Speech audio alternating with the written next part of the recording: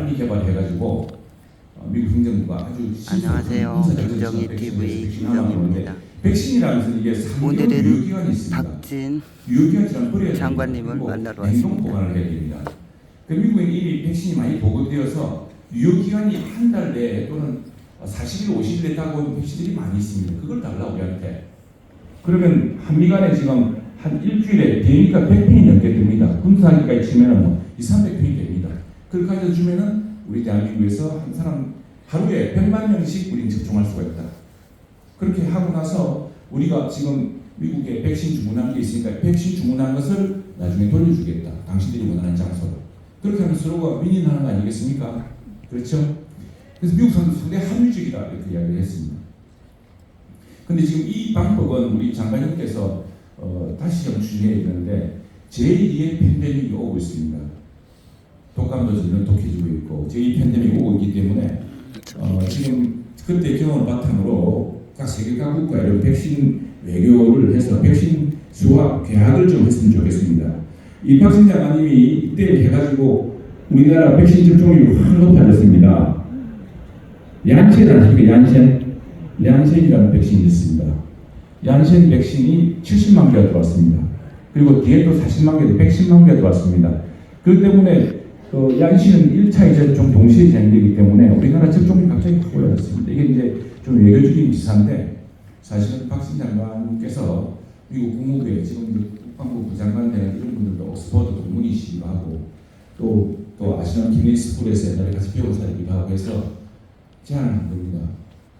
처음에 백신 사업이라는 대대적으로는 잘 안 됐습니다. 미국도 급하고 한국은 잘 사는 나라이기 때문에 알아서 할 방법이 생기는데 정말 가난한 나라들이 많다. 그런 나라에 주겠다고 미국이 좀 주저했습니다. 그래서 저희들이 그때 박신 장관님과 이야기했는데 그렇다면은 우리는 주한미군과 같이 여기서 좀 찍는다고.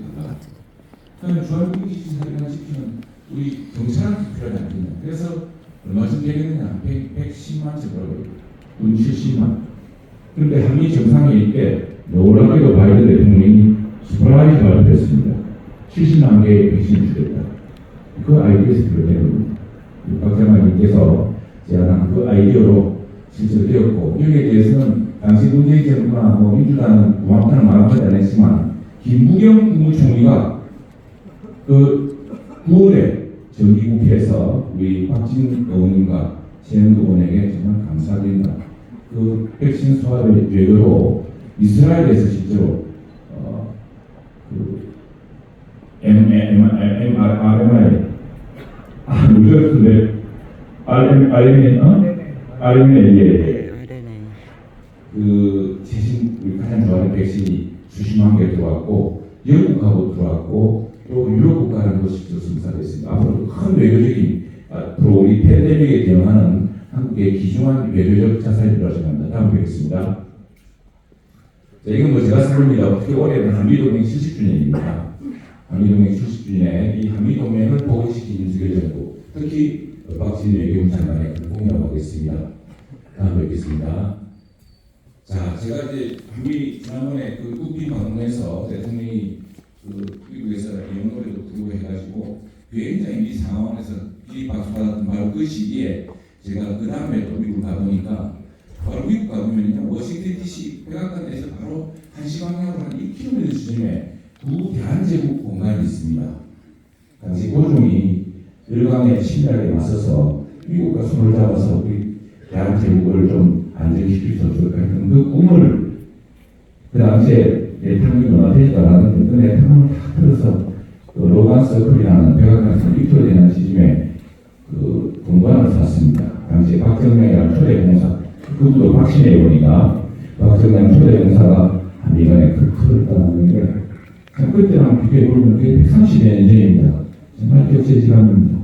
지금 미국 대통령이 한국 대통령하고 정말 최고의 우정을 가시하고 한미 외교장관은 뭐 수시로서 통하면서 글로벌 협력을 논의하는 그런 시대가 되지 않았습니까?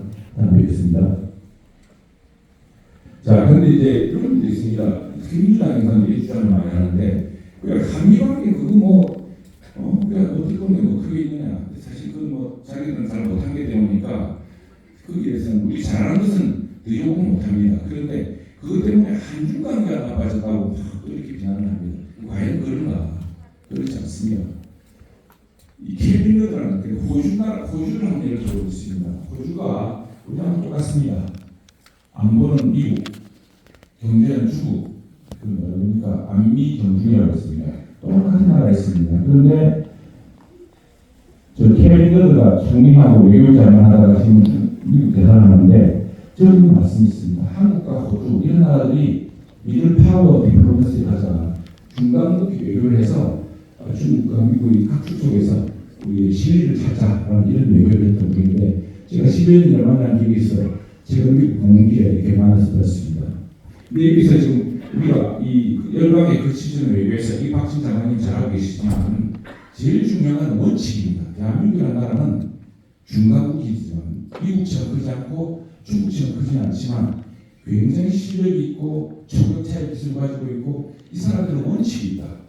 이 사람은 함부로 그들이면 안 되고 자존심을 상하게서는 안 되고 이 사람들한테는 딱 원칙대로 해야 원칙대로 서로 대접을 받는다. 이런 프로토콜을 만들어야 됩니다.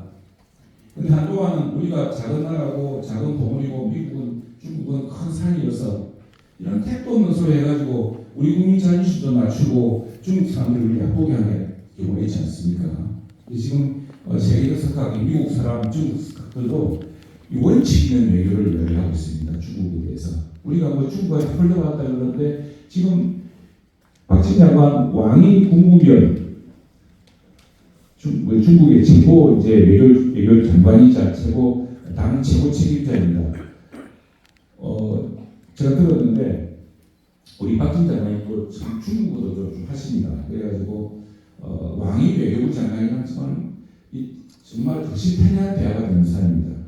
그리고 우리 박진 장관께서는 항상 주요국가 외교 회담을 할 때 그 나라 말로 인사말을 합니다.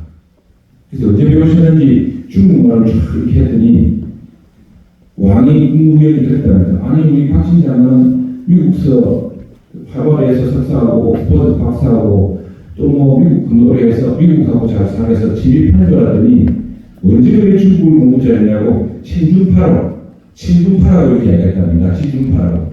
그게 외교적 그 자산 높이가 아니겠습니까?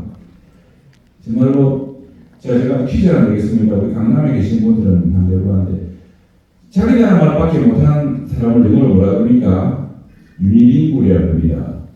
2가지 이상 말하는 사람은 바이링구라고 그러죠. 3가지 이상 말하는 사람은 트라이링구얼, 4가지 이상 하는 사람은 쿼드리링구얼인가요? 5가지는 페타링구얼이라고. 우리 박진 장관은 6개 이상 말을 합니다. 그래서 박진링구얼이라고 하는 말이 생겨야 될 정도입니다. 이렇게 외국어를 잘하시니까 또 오랜 대통령이라는 경험을 바탕으로 우리나라 국교를 물론 대통령의 뚜렷한 외교 안보도 있겠지만 그 대통령과 함께 우리 외교 안보의 능력을 그만큼 높다 생각합니다. 자, 바로 넘어가겠습니다. 다음 보시죠. 이것입니다.